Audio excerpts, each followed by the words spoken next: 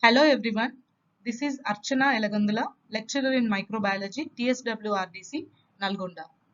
Today I am here to discuss with you about gram staining technique. This gram staining technique is the most widely employed staining method in microbiology.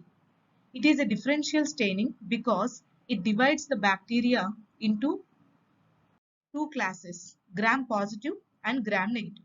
In the first step of the gram staining procedure, cells from a fresh culture are transferred to a clean slide and allowed to dry.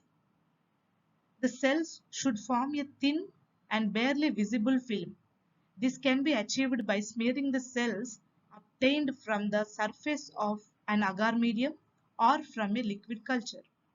The fresh cultures must be used because cells aged lose their ability to retain the stain.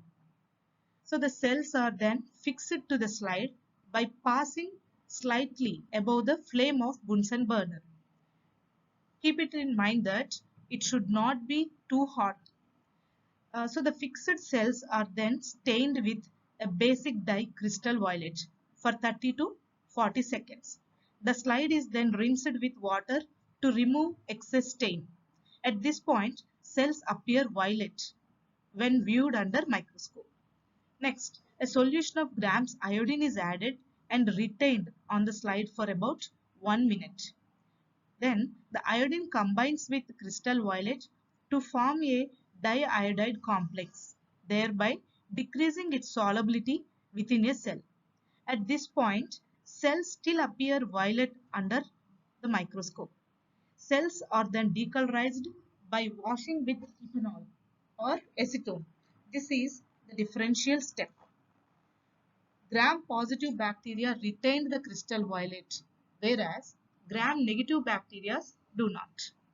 So the ether or acetone should be added drop-wise until the drops coming off the edge of the slide should be colorless. Even gram-positive cells can lose the crystal violet iodine complex during prolonged excessive decoloration.